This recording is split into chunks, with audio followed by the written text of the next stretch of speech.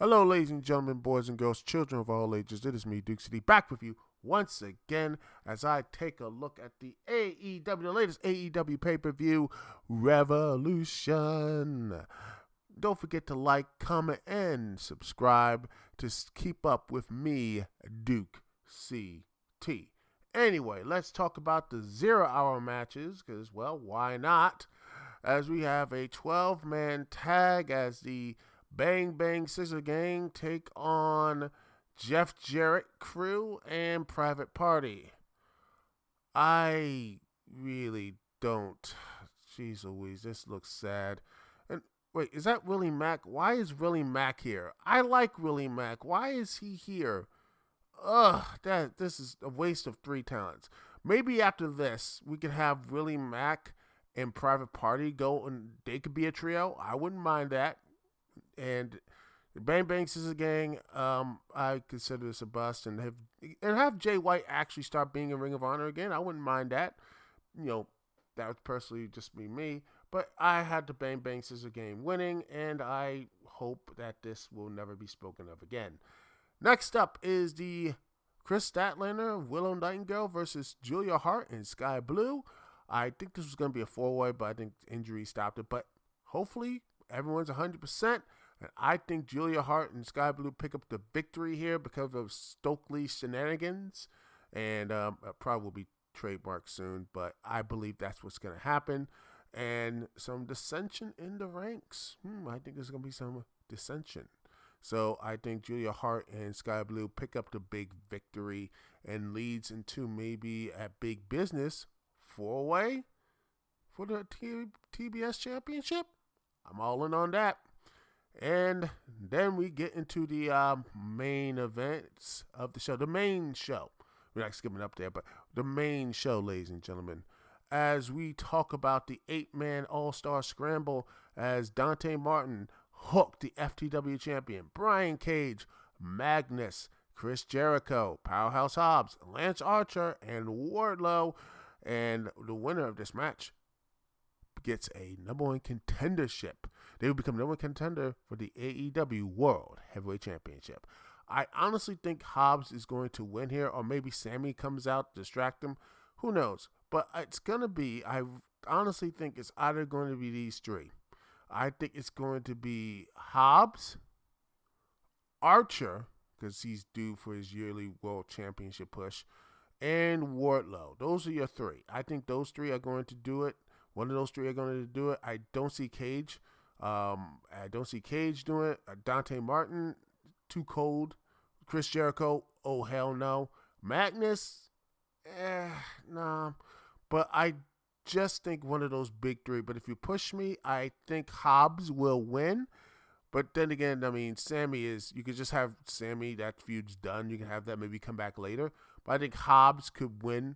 And I think Hobbs being a next challenge for a world title, I wouldn't mind that. But if you push me, I think Hobbs is going to win. But I wouldn't be surprised if Lance or Wardlow pick up the victory. But then again, Wardlow looks like he's going to be pivoting to Chris Jericho. And I don't know what Lance Archer is going to do, but it's just going to be more wasting time. Anyway, let's to the next match.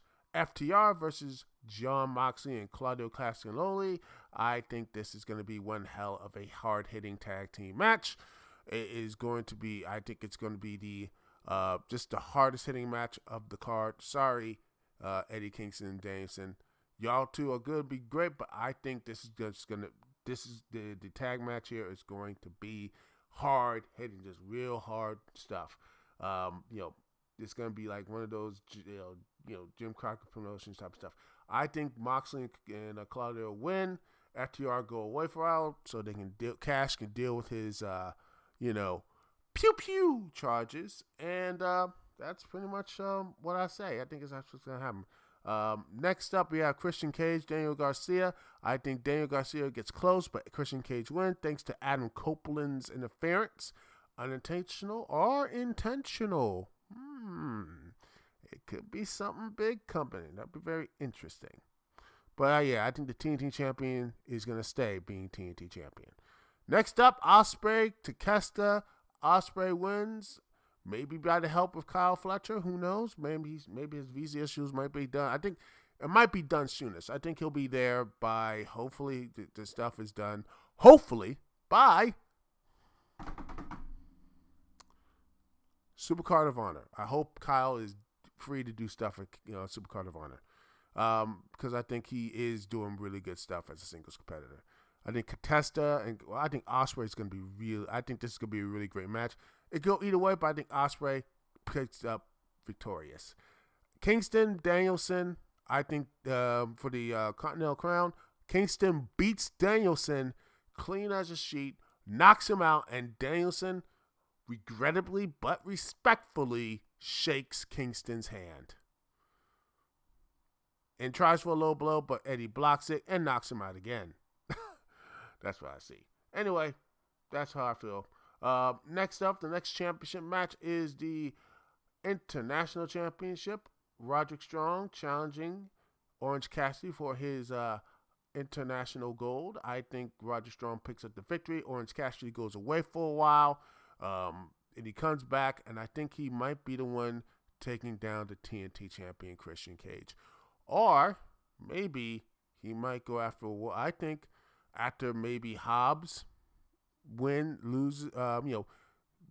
gets dispatched by Samoa Joe, your new challenger, Double or Nothing, Samoa Joe, Orange Cassidy, that's going to be the pick. Or he continues to go after the Undisputed Era with Best Friends, Bully 100%. That's going to be, I don't know what it is going to be, but it looks like that might be in the cards, but who knows, right? Orange Cassidy might challenge for the world title again. I mean, he hasn't challenged for the world championship since Double or Nothing 2021. And that triple threat, really good triple threat between Pac and Kenny Omega. I want that to happen. Cassidy should be in that pool. I think he should be. I think that at the end of this year, I wouldn't be surprised he might hold the goal for a while. But I don't know. Because there's a lot of people on that list, but I think he will challenge for the World Heavyweight Championship again. And then we get to the women's. This is one of the best builds of the entire Revolution, other than the world title and the tornado tag match. I think this is going to be really deliver. Toni Storm, the timeless Toni Storm, the AEW Women's Champion, take on the number one contender, Deonna Purrazzo, fresh off TNA. I think this is going to be really good. Deonna, when she is on her game, she delivers the best matches, and it still bugs me to this day. WWE did not sign her or did not do anything with her because she wasn't TV ready. She wasn't good enough for television. I'm like, yeah, that WWE doesn't know what they're doing. Don't get me started how they're not even serving how the women's division up there. But that's another rant for another time. But if you want to hear that rant, comment, like, subscribe if you want me to do that rant. All right. But I see timeless Toni Storm winning, and she will hold that belt until Double or Nothing when Mercedes Moné, she's gonna be there, wins that championship. And I think timeless Toni Storm will finally be defeated. I think that's the next thing. Who knows? Or Jamie Hayter. Hayter versus Moné at All In 2. You can do that. That'd be cool. Then we get to our semi-main, the AEW World Heavyweight Championship,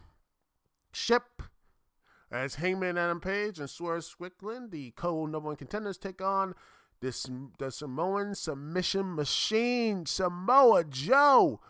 Yes, this is going to be fun.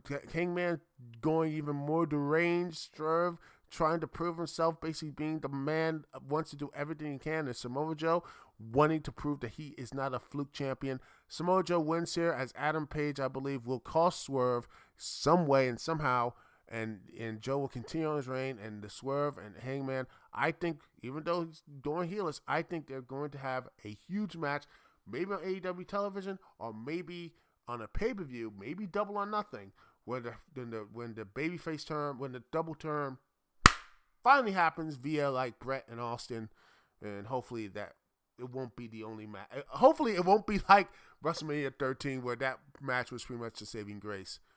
Looking back on that, I honestly think maybe that should have been for the WF title, but that's a different booking. Again, if you want me to talk about that, leave a comment, like, and subscribe, all that good stuff. And then we get to our main event, Sting's final match. And it is going to be a barn burner.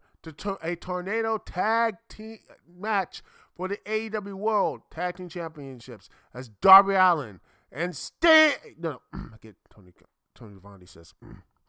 And Sting.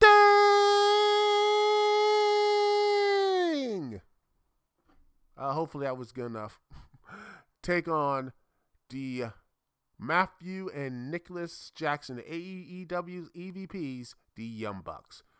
I want to say the Young Bucks. I want to say Sting and Darby Allin win, but I want to say that. But I think it will be, at the end of the day, Matthew and Nicholas Jackson win, but Sting gets his last standing ovation. But he takes a piece of him. I think that's what's going to be. He takes a piece out of Matthew and Nicholas Jackson. And that will be those are my predictions. I think Nicholas and Matthew Jackson pick up the big victory and move on to basically be that type. I think this is going to be one of the best shows of AEW as a rebound from World's End, because World's End really ended a lot of things in AEW. That good pay-per-view streak they had. Oh, yeah. But anyway, that's my thoughts. Want to hear yours?